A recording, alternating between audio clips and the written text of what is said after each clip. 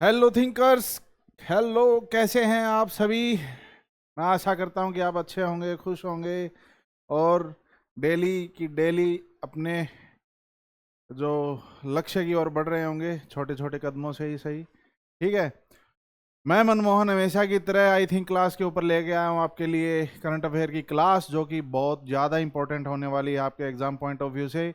अलग अलग रिसोर्सेज से मैं आपके लिए फैक्चुअल डाटा जो है, जो कि आपके एग्जाम्स के लिए इम्पोर्टेंट है, वो कलेक्ट करके लेके आता हूँ, कंपाइल करके लेके आता हूँ, ताकि आपको एक्स्ट्रा मेहनत ना करनी पड़े कांटा छाटी नोट्स मेकिंग वगैरह के अंदर। आपको एक आपका कुछ तो वर्कलोड मैं कम कर ही सकता हूँ, जो कि जेन्युइन एक सपोर्ट है, स्पून फीडिंग वाली बात भी नहीं है। तो अगर आप इस चैनल पे नए हैं तो मुझे भी सपोर्ट कीजिए, इस चैनल को सब्सक्राइब कीजिए, इस वीडियो को ज़्यादा से ज़्यादा शेयर कीजिए। अगर आपका कोई डाउट है तो हमें डीएम भी कर सकते हैं, व्हाट्सएप नंबर इस पट्टी पे चल रहा है। अदरवाइज फीडबैक दे सकते हैं आप हमें कमेंट करके भी। इस क्लास की पीडीएफ आपको मिल जाएगी हमारे टेलीग्राम चैनल के ऊपर, जिसका लिंक दिया है डिस्क्रिप्शन बॉक्स के अंदर। व्हाट्सएप चैनल का भी लिंक इसी के अंदर है। बाकी के जो सोशल मीडिया हैंडल्स हैं हमारे, सबका लिंक इसके अंदर है डिस्क्रिप्शन के अंदर। प्लीज़ वहाँ भी जाके फॉलो कीजिए। आप एक्सेस कर सकते हैं जो भी हम रिसोर्सेज अपलोड करते हैं इन हैंडल्स के ऊपर, और हमारे यूट्यूब के लिंक्स वगैरह के रूटीनली हम जैसे अपडेट करते हैं उन चैनल्स को, तो आपको, ताकि जल्दी से जल्दी और टाइमली अपग्रेड हो जाओ, आप अपडेट हो जाओ, और ऐसी ही अलग अलग एजुकेशनल टॉपिक के ऊपर वीडियोस देखते रहें, और आपकी जो एजुकेशनल जर्नी है वो थोड़ी सी कंपैरेटिवली थोड़ी आसान हो जाए, और एक हार्ड वर्क के साथ साथ स्मार्ट वर्क का काम भी उसके साथ इंटीग्रेट हो जाए, और आपकी सफलता डे बाय डे आपके साथ मतलब मिलने को और ज़्यादा उत्साहित होती रहे। ठीक है, तो चलिए ज़्यादा टाइम वेस्ट ना करते हुए स्टार्ट करते हैं हम आज की क्लास। पहली न्यूज़ है कि national highway authority of India, जिसको नहाई बोलते हैं, उसने डिप्लॉय कर दिए हैं 3D laser based network survey vehicle. ये क्या है ये हम देखते हैं। अक्रॉस 23 स्टेट, जो कि लगभग 21,000 किलोमीटर के जो हाईवेज हैं उसमें ये व्हीकल जो है डिप्लॉय किए हैं। इन व्हीकल्स के थ्रू एआई, आर्टिफिशियल इंटेलिजेंस की जो टेक्नोलॉजी है उसको यूज़ करके जो हाईवेज के ऊपर पॉट होल्स वगैरह है या क्रैक वगैरह है या कोई और डैमेज है, उसको ऑब्जर्व किया जाएगा, उसको ठीक किया जाएगा, और इंसिडेंट्स वगैरह के अंदर आप देखेंगे एक्सीडेंट वगैरह के अंदर कमी आएगी। अगर बात करें नेटवर्क सर्वे व्हीकल की, तो एक तरीके से एडवांस व्हीकल हैं जो कि इक्विप्ड हैं 3D लेजर टेक्नोलॉजी के साथ, जो कि एक प्रिसाइज डाटा जो है कलेक्ट करने में सक्षम है। मतलब अब ह्यूमन जो इंटरफेस की रिक्वायर्ड नहीं है ज़्यादा, कि आप किसी को, एक आदमी को, एक इंसान को डिप्लॉय करने की जरूरत नहीं है। ऑब्वियसली वो व्हीकल तो ड्राइव आदमी ही करेगा। ठीक है, अभी तक रोबोट पे चला नहीं है ना ही, बस टेक्नोलॉजी आ गई है। ऑब्जर्व करके डाटा कलेक्ट करने का काम जो है आर्टिफिशियल इंटेलिजेंस जो इंटीग्रेटेड टेक्नोलॉजी है वो कर लेगी, और उसी डाटा से जो ये national highway authority of India है वो ऑब्जर्व करके उस डाटा को, जो भी दिक्कतें हैं हाईवेज के अंदर उनको दुरुस्त करेगी, और आने वाले एक्सीडेंट वगैरह उनको मिटिगेट किया जा सकता है, और सारे रोड को दुरुस्त किया जा सकता है भाई। ठीक है, ये सर्वे होगा लगभग 21,000 किलोमीटर के अंदर, जो कि हाईवे स्ट्रेच है। और नाई ने, मतलब national highway authority of India ने एम किया इम्प्लीमेंट करने के लिए इसको, data driven decision making for road upgrade and repair across the covered state. जो भी इसके अंडर कवर होंगे स्टेट्स वगैरह, ठीक है, या यूटी जो भी है, उनके अंदर जो नेशनल हाईवे वगैरह है उनको ऑब्जर्व किया जाएगा भाई। ठीक है, चलिए अच्छी बात है। एआई का एक पॉजिटिव जो है यूज़ देखने को मिलता है, देखेंगे क्या होता है। देखिए next news, Kerala to become India's first state free of extreme poverty. Kerala ने अपने आप को डिक्लेयर कर दिया है कि यहाँ जो एक्सट्रीम पॉवर्टी है उसको बिल्कुल निस्तो नाबूद कर दिया है, ख़त्म कर दिया है भाई। ये कब हुआ ये हम देख लेते हैं। नवंबर 1, 2025 को सेंट्रल स्टेडियम तिरुवनंतपुरम के अंदर ये अनाउंस किया जाएगा चीफ मिनिस्टर जी के द्वारा, जो कि केरला के चीफ मिनिस्टर कौन है, पिनाराई विजयन के द्वारा। ठीक है, और इससे देखने को मिलता है कि केरला ने अपनी काफ़ी स्कीम्स जो है वो ऐसी लागू की हैं जिससे सस्टेनेबल डेवलपमेंट वगैरह और इंक्लूसिव डेवलपमेंट वगैरह देखने को मिली है, जिससे गरीब से गरीब, अमीर से अमीर का तबका साथ चलने को मजबूर हो गया भाई। ठीक है, एक अच्छा इनिशिएटिव है और अच्छी अचीवमेंट है। हर स्टेट को ये चीज़ कॉपी मेरे ख्याल से करनी चाहिए। केरला की बात करें तो चीफ मिनिस्टर वहाँ के पिनाराई विजयन है, कैपिटल वहाँ की तिरुवनंतपुरम है। नेशनल पार्क वहाँ पे कौन कौन से हैं? इराविकुलम नेशनल पार्क है, पेरियार वाइल्ड लाइफ सेंचुरी है, साइलेंट वैली नेशनल पार्क है, पारम्बिकुलम टाइगर रिजर्व है। वाइल्ड लाइफ सेंचुरी कौन कौन सी है? Wayanad wild life sanctuary, Idukki wild life sanctuary और Chilika lake wild life sanctuary है वहाँ पे, ये आप ध्यान रखेंगे। और नेक्स्ट न्यूज़ की तरफ बढ़ते हैं हम, तो देखेंगे कि Chennai becomes first Indian city to fully implement real time flood forecasting and special decision support system. ये क्या है? रियल टाइम फ्लड फोरकास्टिंग और स्पेशल डिसीजन सपोर्ट सिस्टम, ये क्या चीज़ है कि चेन्नई के अंदर ये पहली ऐसी सिटी बन गई है देश की जहाँ पे जो टेक्नोलॉजिकल एडवांसमेंट है उसका वेदर फोरकास्टिंग के अंदर यूज़ किया गया है, जिससे हम एक एक्यूरेट और प्रिसाइज मैनर में जो वेदर फोरकास्टिंग है उसको कर सकते हैं। ठीक है, और इस सिस्टम के अंदर क्या क्या है, ये इंक्लूड क्या क्या करता है ये system? Automatic rain gauge, automatic weather station, automatic water level recorders and gate sensor. ये 3-4 टेक्नोलॉजी है जो इस सिस्टम के अंदर इंटीग्रेट की गई है, जिससे आप आने वाले मौसम को और फ्लड वगैरह को की सिचुएशन को भांप सकते हैं और उसके हिसाब से जो भी एडमिनिस्ट्रेटिव चेंजेस हैं फटाफट वो कर सकते हैं और जान माल की हानि जो हो सकती है उसको कम से कम किया जा सकता है भाई। ठीक है, तमिलनाडु की बात करें जहाँ पे चेन्नई है, जिस सिटी में ये इनिशिएटिव लिया है वो कैपिटल है तमिलनाडु की। चीफ मिनिस्टर वहाँ के M.K. स्टालिन साहब हैं, गवर्नर हैं R.N. रवि। और नेशनल पार्क की बात करें तो मुद्दुमलाई नेशनल पार्क है वहाँ पे, मुकुर्थी नेशनल पार्क है, gulf of Mannar marine national park है, इंदिरा गांधी अन्नामलाई नेशनल पार्क है और गिंडी नेशनल, गांधी नहीं है, गिंडी नेशनल पार्क है। और वाइल्ड लाइफ सेंचुरी कौन कौन सी है? वेदांतंगल बर्ड सेंचुरी है वहाँ पे, वेतानगुड़ी बर्ड सेंचुरी है, कालाकद वाइल्ड लाइफ सेंचुरी है और सत्यमंगलम वाइल्ड लाइफ सेंचुरी। उसके अलावा Vallanadu wild life sanctuary, Megamalai wild life sanctuary और Point Calimere wild life sanctuary है भाई। ठीक है, आप ये wild life sanctuary national park वगैरह इनको रिवाइज करते रहिए। मैं इस चीज़ के अंदर इसीलिए कंपाइल करके लेके आता हूँ अलग अलग स्टेट की जो वाइल्ड लाइफ सेंचुरी और नेशनल पार्क है, क्योंकि ये फैक्चुअल डाटा है, बार बार रिवाइज करते रहेंगे एक इंटरवल के दौरान, तो ज़्यादा हमारे दिमाग में सस्टेन रहेगी चीज़ें और एग्ज़ाम में हम रिकॉल कर पाएंगे भाई। ठीक है, चलिए। सऊदी अरेबिया अबॉलिशेस कफाला system under vision 2030 labour reforms.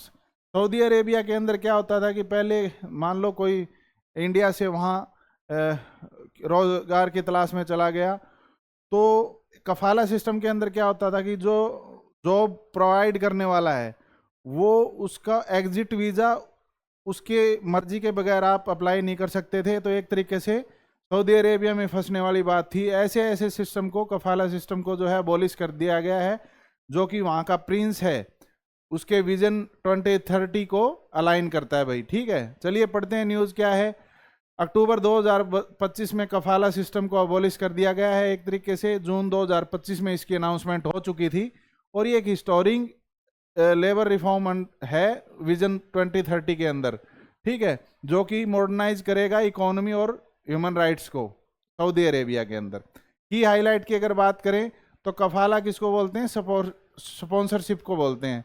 कफाला system introduce हुआ था 1950s के अंदर भाई, और एम्प्लॉयर्स जो है वहाँ के, जिनको काफिल्स बोलते हैं, उनका टोटल कंट्रोल होता था फॉरेन वर्कर्स के ऊपर, मोबिलिटी के ऊपर उनकी और लीगल राइट्स वगैरह के ऊपर, जो कि एक तरीके से एक्सप्लॉयटेशन का काम करता था भाई। ठीक है, कफाला सिस्टम के तहत वर्कर जो है passports confiscation, restriction on job changes और denial of exit without employer consent, ऐसी ऐसी दिक्कतें उनको देखनी पड़ती थी कि मतलब उनका पासपोर्ट जब्त कर लिया जाता था विदाउट एम्प्लॉयर्स के मतलब कंसेंट के कोई जॉब एक जगह से दूसरी जगह चेंज नहीं कर सकता था, इवन वो देश भी नहीं छोड़ सकता था। ठीक है, तो काफ़ी एक तरीके से एक्सप्लॉयटेशन वाली सिनेरियो वहाँ हो गई थी। इंडिया में के लगभग जो 25 लाख माइग्रेंट वहाँ पे सऊदी अरेबिया में काम करने हैं, तो ये जो चेंज आया है उनके लिए मतलब काफ़ी एक अच्छा सुखद संदेश है। और अब तक जो है उन लोगों के साथ वेज थेफ्ट वगैरह, अब्यूज़ और मोबिलिटी रिस्ट्रिक्शन जैसी दिक्कतें जो है खासकर देखने को मिली है, वो आगे आने वाले टाइम में उनकी ख़त्म होने वाली है भाई। ठीक है, इसके तहत जो नया जो कॉन्ट्रैक्ट बेस्ड लेबर सिस्टम जो लेके आएंगे, जो कफाला सिस्टम को रिप्लेस करेगा, उसके तहत एक पूरी फ्रीडम होगी जॉब चेंज करने की, जो कि स्पॉन्सर अप्रूवल की ज़रूरत नहीं है जिसके अंदर, और कंट्री एग्जिट कर सकते हैं विदाउट एम्प्लॉयर की परमिशन के, और लीगली अब एनफोर्सेबल होंगे एम्प्लॉयमेंट कॉन्ट्रैक्ट्स वगैरह, और लेबर कोर्ट्स वगैरह में एक्सेस कर सकते हैं। ठीक है, लेबर अगर कोई डिस्प्यूट होता है तो। ठीक है, और इम्प्रूव्ड वेज प्रोटेक्शन, जो वेज प्रोटेक्शन है उनका भत्ता जो उनका संरक्षित किया जाएगा, और बेटर वर्किंग कंडीशन प्रोवाइड की जाएगी, जो कि किससे अलाइन होंगी, इंटरनेशनल लेबर ऑर्गेनाइजेशन के जो स्टैंडर्ड्स हैं उनसे अलाइन होगी भाई।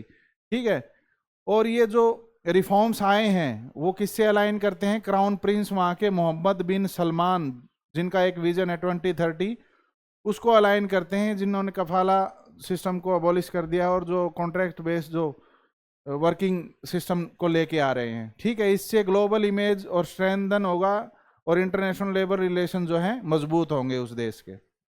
चलिए नेक्स्ट हम पढ़ते हैं कि नीरज चोपड़ा को ऑनररी रैंक दी गई है लेफ्टिनेंट कर्नल की टेरिटोरियल आर्मी के अंदर। अब हम दो तीन चीज देखते हैं कि नीरज चोपड़ा की अचीवमेंट्स क्या है स्पोर्ट्स के अंदर, एक ये टेरिटोरियल आर्मी क्या है, और ऑनररी रैंक क्या होती है, ये हम देखते हैं। दो तीन चीज देखने की है। टेरिटोरियल आर्मी एक तरीके से पार्ट टाइम वॉलंटियर फोर्स है जो कि रेगुलर इंडियन आर्मी को सपोर्ट करती है। ये टेरिटोरियल आर्मी की क्या है डेफिनेशन, एक पार्ट टाइम वॉलंटियर फोर्स है ये। ठीक है, और ऑनररी रैंक जो है वो एक सिंबॉलिक है, सिंबॉलिक रैंक है वो, आप ये नहीं, और ये किसको मिलती है, जो सिविलियंस होते हैं ना, जो वहाँ जॉब नहीं कर रहे होते आर्मी के अंदर, उनको मिलती है भाई।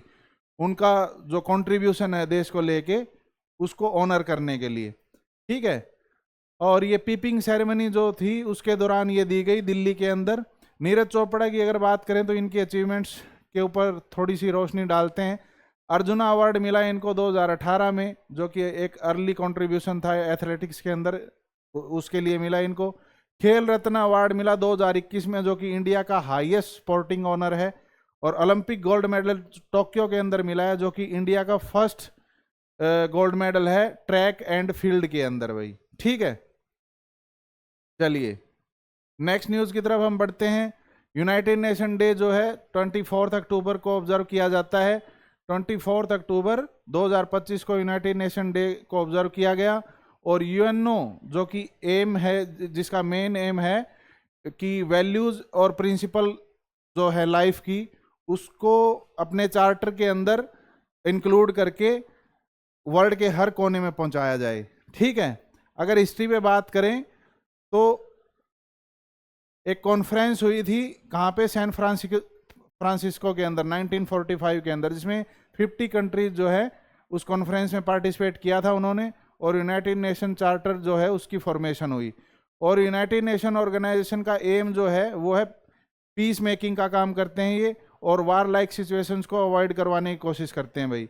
और इसके साथ साथ जो वर्ल्ड ग्लोबल लेवल की पॉवर्टी जो है उसको मिटिगेट करवाने के अंदर इनका खासा योगदान रहता है।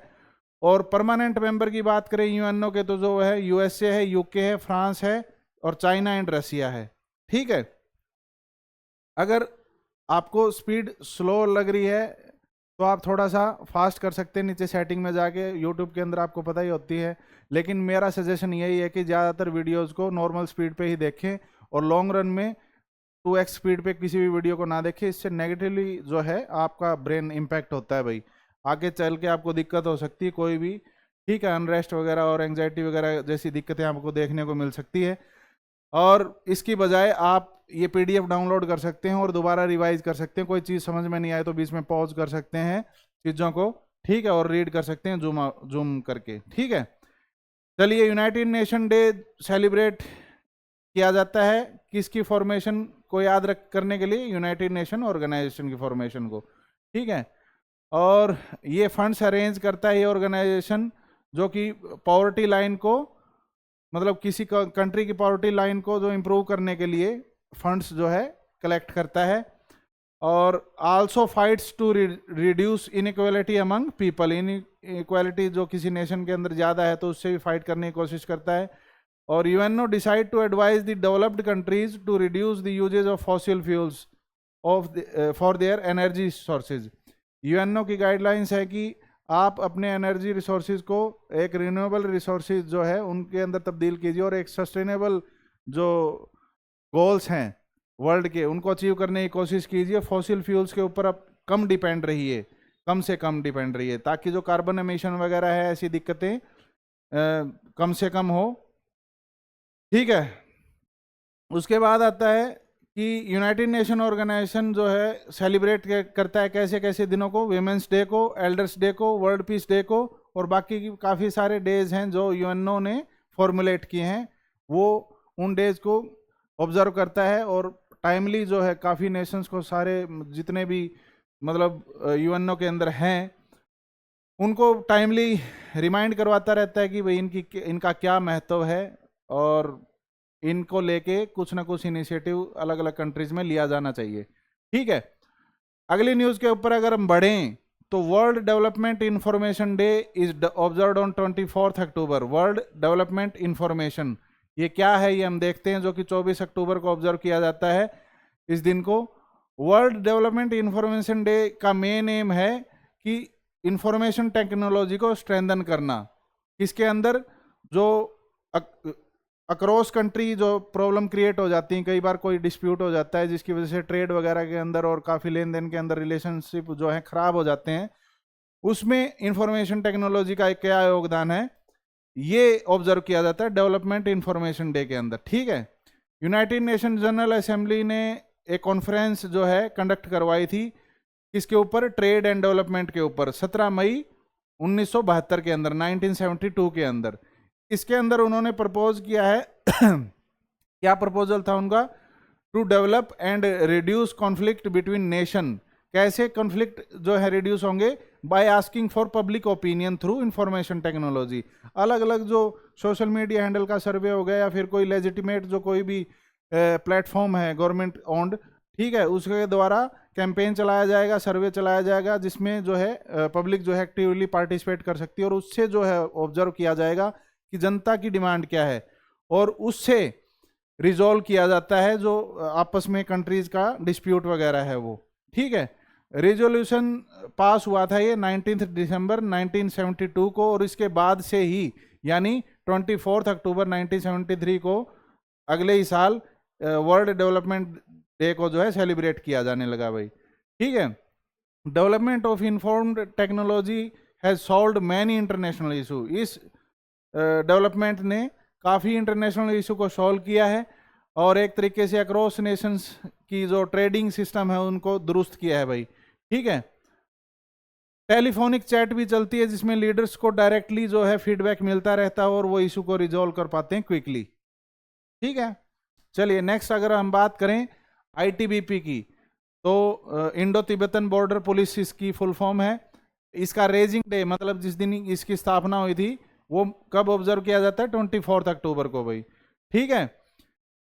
ITBP stand for Indo Tibetan border police, ये मैंने आपको बता दिया था। और इसको ये कैसे बनी थी कि इंडो चाइना जो बॉर्डर है कश्मीर से लेकर अरुणाचल प्रदेश तक, वो उसको जो है ये सिक्योर रखती है ये आईटीबीपी। कश्मीर से लेके अरुणाचल तक के जो इंडो चाइना का बॉर्डर है उसको सिक्योर रखने में बहुत ज़्यादा बड़ा योगदान है आईटीबीपी का, ठीक है। सीआरपीएफ के अंडर ये है, और 24 अक्टूबर को ये बनी थी, बस इतना ही याद रखना है। इंडिया पहला ऐसा नॉन नेटो नेशन बन गया है जो कि स्पेन की ओशन स्काई 2025 के अंदर जो प्रैक्टिस है उसके अंदर शामिल हुआ है भाई, ठीक है। बाकी खासकर देखा जाता है कि जो नेटो कंट्रीज है वो ही ओशन स्काई की जो एक प्रैक्टिस है जिसके अंदर काफ़ी जो एयरफोर्स है अलग अलग नेशंस की, नेटो नेशंस की, वो टैक्टिक्स जो हैं, वॉर टैक्टिक्स वगैरह और फ्लाइंग टेक्निक्स वगैरह शेयर करती हैं आपस में। उसमें इंडिया पहला ऐसा नेशन बन गया जो कि नॉन नेटो नेशन है और उसने पार्टिसिपेट किया है। बस ये याद रखना है, दो तीन चीज़ें याद करनी है कि पहला ऐसा नॉन नेटो नेशन कौन सा है जो स्पेन की ओशन स्काई के अंदर इंक्लूड हुआ, ठीक है। या फिर नाम ले दिया जाए कि ओशन स्काई जो है वो कौन सी कंट्री से रिलेटेड जो है प्रैक्टिस है, ठीक है। या फिर ये पूछ लिया जाएगा कि ओशन स्काई जो है वो उस प्रैक्टिस के अंदर कौन सी आर्म्ड फोर्स की विंग जो है इंक्लूड होती है। ऐसे घुमा फिरा के किसी भी तरीके से क्वेश्चन पूछा जा सकता है, तो आप थोड़ा ध्यान में रखें। बात करें अगली न्यूज़ की, तो क्वीन सर्किट ऑफ थाईलैंड, जिसको मदर नेशन भी, नेशंस मदर भी बोला जाता था, वो एक्सपायर हो गई हैं भाई 93 की एज में। थाईलैंड की थी ये लेडी हैं। तो बाई चांस आपसे पूछ ले कि रिसेंटली जो है एक लेडी है उनका देहांत हुआ है, क्वीन सर्किट जिनको बोला जाता है, वो किस देश से बिलोंग करती थी, ठीक है। तो थाईलैंड इसका आंसर है। या फिर बोला जाता है कि थाईलैंड, ये आ जाएगा क्वेश्चन कि थाईलैंड की नेशंस मदर कौन है, उन जो जिनका देहांत रिसेंटली हुआ है। तो आप नाम जो ऑप्शंस में होंगे टिक मार्क कर पाएंगे अगर आपको याद रहेगा कि क्वीन सर्किट जो है उनका नाम है, जो कि थाईलैंड की नेशंस की मदर के एक तरीके से, जैसे हमारे यहाँ गांधी जी को फादर बोला जाता है नेशन का, ये थाईलैंड की मदर है, ठीक है। नेक्स्ट न्यूज जो है, India among world's top 10 forest carbon sink, FAO report. FAO मतलब फूड एंड एग्रीकल्चर ऑर्गेनाइजेशन की रिपोर्ट ने, मैंने बताया था कल वाली ही न्यूज़ के अंदर शायद कवर करवाया था कि हम तीसरे रैंक पे हैं किस चीज़ के, कि एनुअली हम कितना ग्रो कर रहे हैं फॉरेस्ट एरिया को, और 9th रैंक पे हम कैसे टोटल फॉरेस्ट एरिया कवर के अंदर, और 5th रैंक में कैसे हैं, 5th रैंक में हम उस वे में कि टोटल जो कार्बन एमिशन होता है वर्ल्ड के अंदर वो सिंक कहाँ होता है सबसे ज़्यादा, तो हम उस कैटेगरी के अंदर 5वीं रैंक पे हैं, जो यानी टॉप 10 में हम आते हैं। और इंडिया इसी के साथ एक तरीके से 150 million 150 million ton carbon dioxide annually जो है कंज्यूम करता है, मतलब 2021 से 25 के दौरान ये डाटा हमारे पास रहा है। तो FAO की रिपोर्ट के अंदर हम 5वीं रैंक के अंदर आते हैं। वो कूली का गाना ना, सारी दुनिया का बोझ हम उठाते हैं, तो वो वाला काम है कि सारी दुनिया कार्बन एमिशन जो है वो एक जहाँ सिंक होता है उन नेशंस के अंदर से हम टॉप 10 नेशंस के अंदर हैं, ठीक है। चलिए, इंडिया का पहला इंडिजिनस एंटी सबमरीन वेसल जिसका नाम है माहे, वो डिलीवर हो चुका है इंडियन नेवी को, और जिसको बिल्ड किया है किसने, कोचीन शिपयार्ड ने। इसमें दो तीन नाम याद रखने हैं कि माहे, जो अगर क्वेश्चन आ जाए कि माहे किस तरीके का वेसल है, तो वो एंटी सबमरीन वेसल है। और आपसे पूछ लिया जाए कि पहला इंडिजिनस एंटी सबमरीन वेसल कौन सा है इंडिया का, तो आप आंसर लिख देंगे माहे। या फिर आपसे क्वेश्चन पूछ लिया जाए कि इंडिजिनस एंटी सबमरीन वेसल माहे जो है उसको किसने बनाया, किस कंपनी ने बनाया, तो कोचीन शिपयार्ड ने बनाया। एक लाइन के अंदर मैंने 3 क्वेश्चन तो आपको बना के ही दिखा दिए, हो सकता है किसी रॉन्ग और राइट करके, ठीक है, सेलेक्ट आउट ऑड वन और ऐसा कुछ करके 1-2 क्वेश्चन और बना देगा, अगर बनाने होंगे तो। बस इस वे में आपको याद रखना, ये है वो वेसल। 46th एशियन समिट जो कि कहाँ पे होने वाली है, कुआलालंपुर के अंदर, कुआलालंपुर।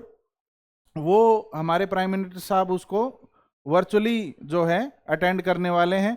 अगर बात करें एशियन की, एशियन जिसकी फुल फॉर्म है association of south east Asian nation, ठीक है। ऐसी कोई भी एसोसिएशन जो कि इंटरनेशनल, जैसे ब्रिक नेशंस हो गया, एशियन नेशन हो गया, ठीक है, और भी बार्क नेशन हो गया, और मैंने आपको P5 P20 वगैरह G20 वगैरह G5 वगैरह मैंने करवाया था, G7 करवाया था, G8 करवाया था। कल वाली न्यूज़ के अंदर पूरा डायग्राम के अकॉर्डिंग मैंने आपको बता रखा था कि कौन कौन सी कंट्री G7 में है, फिर रशिया ऐड हो गया तो 8 हो गया, ठीक है। फिर 20 में कौन कौन सी इंक्लूड है। लाइकवाइज एक अलग अलग जो कंट्रीज़ हैं किसी एक पर्टिकुलर एरिया की, उनके ग्रुप्स होते हैं, उन्हीं में से एक ग्रुप है एशियन ग्रुप। इसकी फुल फॉर्म है association of south east Asian nation, और ये कब बना था? 8 अगस्त 1967 को बैंकॉक के अंदर, जो कि थाईलैंड के अंदर है भाई। इसके मेंबर की बात की जाए तो ब्रूनी, जिसमें मतलब वीर साहू का गाना आया था एक, जिसमें बोलता है कि ब्रूनी के सुल्तान जिसी अटोर देख जमींदारा की, ठीक है। तो ब्रूनी है, कंबोडिया है, इंडोनेशिया, लाओस है, मलेशिया है, म्यांमार है, फिलीपींस है, सिंगापुर है, थाईलैंड है, वियतनाम है। 10 मेंबर हैं इसके।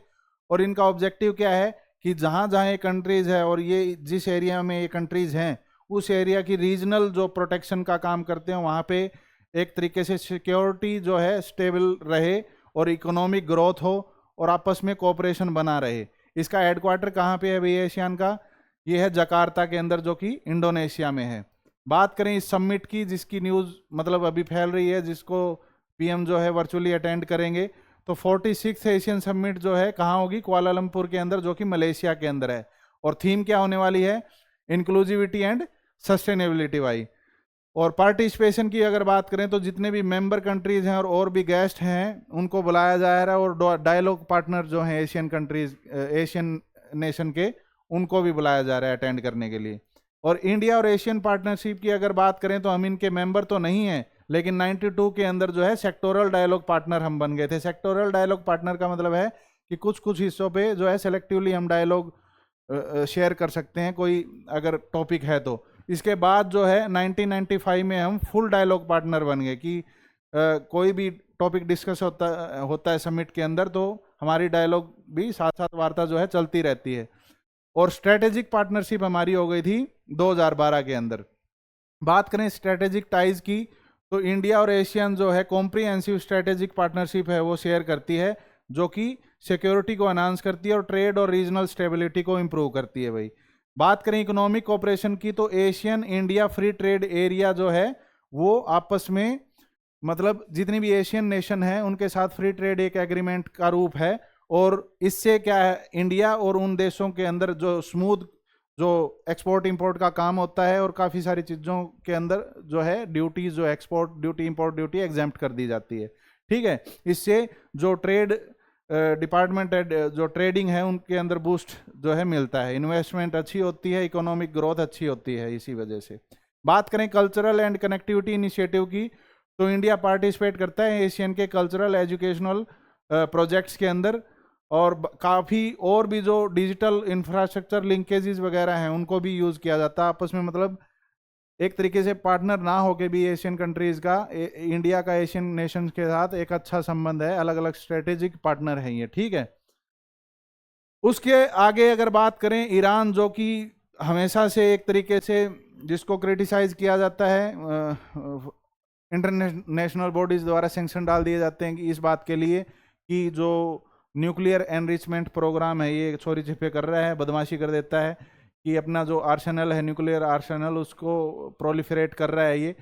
तो फाइनली ईरान ने ऐसा डिसीजन ले लिया कि उसके ऊपर शक कम किया जाए। ईरान ने रेटिफाई कर दिया है यूएन की कन्वेंशन को, जो कि किसके अगेंस्ट है? टेरर फाइनेंसिंग के। ऐसी कन्वेंशन यूएन की, UN convention against terror financing को रेटिफाई कर दिया ईरान ने। मैंने बोल दिया आपको पहले कि सिग्नेटरी कौन होता है, रेटिफाई कौन होता है, पार्टनर कौन होता है, डायलॉग पार्टनर कौन होता है। ये जो इंटरनेशनल ऑर्गेनाइजेशन की टर्म्स हैं वो मैंने आपको पहले ही बताई थी। रेटिफाई का मतलब है कि जो इस कन्वेंशन के रूल रेगुलेशन अब ईरान के ऊपर भी लागू होंगे भाई, ठीक है। तो इससे सबसे ज़्यादा तो ये चीज़ देखी जाएगी कि जो ग्लोबल बैंकिंग और सैंक्शन प्रेशर जो है उसको ईजिली इंप्रूव किया जाता है, एक्सेस किया जा सकता है। मतलब बैंकिंग सिस्टम ईरान का जो उसको ऑब्जर्व किया जा सकता है, उससे पता चल जाएगा, ठीक है, कि ये जो यूज़ कर रहे हैं अपना फाइनेंशियल सिस्टम वो किसी कंट्री के अंदर टेरर फाइनेंस करने के लिए तो नहीं कर रहे हैं, ठीक है। ऐसे ऐसे डिसीजन जो है यूएन इंटरनेशनल कन्वेंशन के द्वारा लिए जा सकते हैं। ईरान के केस को देखें तो FATF financial action task force, जिसका जिक्र मैंने शायद परसों वाली न्यूज़ के अंदर, वीडियो के अंदर डिटेल के अंदर किया था कि ये कब बनी थी, इसका क्या काम था, ठीक है। उसने FATF ने 2020 में ईरान को ब्लैकलिस्ट कर दिया था और साथ ही साथ नॉर्थ कोरिया और म्यांमार को भी ब्लैकलिस्ट कर दिया था भाई, क्योंकि एक इन्होंने इनएडिक्वेट मेजर्स जो है यूज़ किए टेरर फाइनेंस के अंदर। और ये मूव कैसे आया, यूएन ने सेंक्शन डाल दिए थे सितंबर 2025 के अंदर, और जो डिप्लोमेटिक एफर्ट्स रहे हैं ईरान के साथ ताकि ये कैसे न कैसे रेटिफाई कर दे इस कन्वेंशन को, और एक तरीके से ट्रांसपेरेंसी आए और ये दिल्ली का झगड़ा जो है ख़त्म हो, और एक तरीके से हमें पता चल जाए कि एम्बिगुअसली चीज़ें ना चलें, एक क्लियर पॉइंट ऑफ व्यू से हम ईरान की स्ट्रेटेजी को जो है लुक आफ्टर कर सकें, ऑब्जर्व कर सकें इस चीज़ को, ठीक है। और ईरान को भी इस चीज़ में प्रॉब्लम ना कि डेली के डेली उस पर सेंक्शन जो है चल रहे हैं उसको भी दिक्कत आ रही है, ठीक है। ऐसी चीज़ें जो है ये स्मूथली वर्क करेंगी, ऐसी अच्छी बात है। इस फील्ड में और भी इनिशिएटिव लिए जाने चाहिए। उसके बाद न्यूज़ में देखने को मिला एक नाम जिसका नाम है मुल्ले पेरियार डैम। मुल्ले पेरियार डैम को न्यूज़ में क्यों लेके आया गया कि नॉर्थ ईस्ट मानसून 2025 को ऑब्जर्व किया गया कि हैवी रेनफॉल जो कि केरला और तमिलनाडु के अंदर फ्लड वगैरह की सिचुएशन लेके आ सकती है, और उसमें मेन जो इंटेंसिफाइंग एरिया है वो देखा गया है मुल्ला पेरियार डैम का। तो इसी के साथ मुल्ला पेरियार डैम कहाँ है, कब बना, कैसे बना, ये थोड़ा सा इंपॉर्टेंट हो जाता है, ठीक है। मुल्ला पेरियार डैम जो है 1895 के 1895 के अंदर बना, और ये ग्रेविटी डैम है जो कि लाइमस्टोन और सुर्खी से बना है भाई, ठीक है। और इसे किस उद्देश्य से बनाया गया कि वो एक वाटर को डाइवर्ट कर सके, केरला की पेरियार रिवर के वाटर को तमिलनाडु के अंदर जो वैगाई बेसिन है, वैगाई बेसिन के अंदर डाइवर्ट कर पाए, और केरला के अंदर जो है फ्लड जैसी सिचुएशन ना आए हैवी रेनफॉल के दौरान। लोकेशन की अगर बात करें तो जो कार्डमम हिल है वेस्टर्न घाट की कुमिली के नियर इदुक्की डिस्ट्रिक्ट जो कि केरला में है, वहाँ ये लाई करता है, और केरला तमिलनाडु का बॉर्डर है उसके साथ ये डैम लगता है भाई, ठीक है। चलिए आज के लिए इतना ही था। आई होप कि मैं आपको समझाने में कामयाब हुआ हूँगा। अगर कोई दिक्कत है आपको तो नीचे फीडबैक आप सेंड कर सकते हैं, और आप कोशिश कीजिए कॉप अप करने की, या फिर अगर हमें कोई सजेशन आप देना चाहते हैं तो डीएम भी कर सकते हैं व्हाट्सएप के ऊपर। जो नंबर पट्टी के ऊपर चल रहा है वो हमारा व्हाट्सएप नंबर है।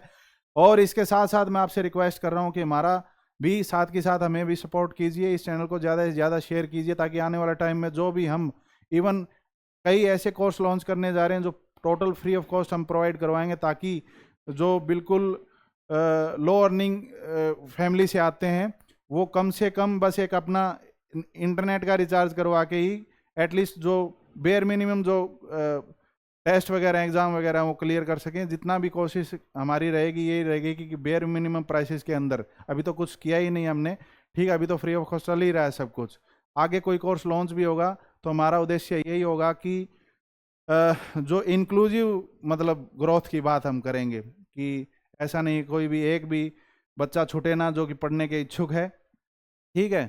तो हमारा साथ इसी तरह बनाते रहिए। Thank you very much thinkers for watching us. मिलते हैं अगली क्लास में नए टॉपिक के साथ।